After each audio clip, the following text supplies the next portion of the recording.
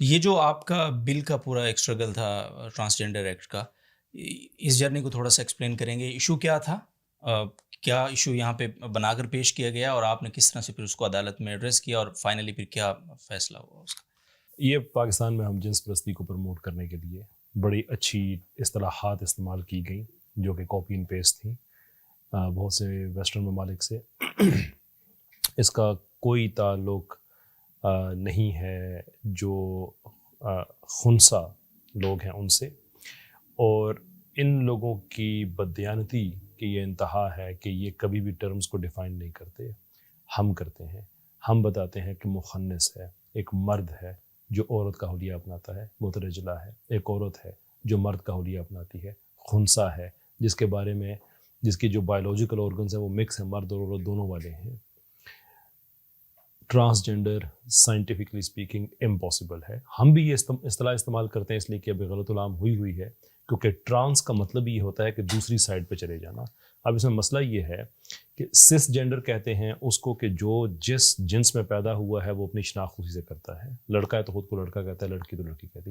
Transgender ہے کہ جو دوسری طرف چلا جاتا ہے.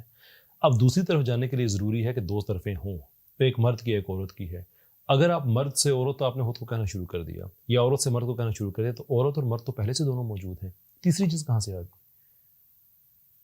ایک سے اے سے بی چلے گئے تو اے سے بی سے جانے سے سی تو نہیں بن جاتا. اے اور بی تو پہلے ہی موجود ہیں. تو یہ ٹرمز کو ڈیفائن کیے بغیر در حقیقت یہ پاکستان میں ہم جنس پرستی کے راستے کو عام کرنا چاہتے تھے. ہم نے الگا کی رپورٹس پبلک کی ہوئی ہیں جس میں ایکنالج کیا گیا ہے کہ عورت مارچ والے اس کا حصہ ہیں، اسٹوڈنٹ سولڈیرٹی مارچ والے اس کا حصہ ہیں. برٹش ہوم آفس کے ڈاکومنٹس ہم نے پبلک میں دکھائے ہیں کہ جو نام لے کے بتاتے ہیں کہ یہ جو بھی ہم کر رہے ہیں ٹرانسجینڈر کے نام پہ، یہ پاکستان میں ہم جنس پرستی کو سپورٹ کرنے کے لیے کر رہے ہیں.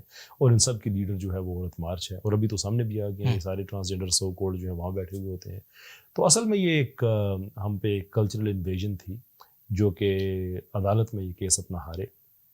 اب یہ سپریم کورٹ میں ہے معاملہ، کیونکہ سپریم کورٹ میں یہ ہے کہ ہمارے ساتھ زیادتی ایک یہ ہوتی ہے کہ سپریم کورٹ میں جب بھی آپ چیلنج کرتے ہیں فیڈرل شریعہ کورٹ کے فیصلے کو، تو یہ جو فیڈرل شریعہ کورٹ کا فیصلہ ہے وہ اسٹے پہ آ جاتا ہے. اسٹے پہ آ جاتا ہے. اور یہ دنیا کی یہ واحد پاکستان اور دنیا میں ہے کہ صرف اسی عدالت کے ساتھ ایسا ہوتا ہے.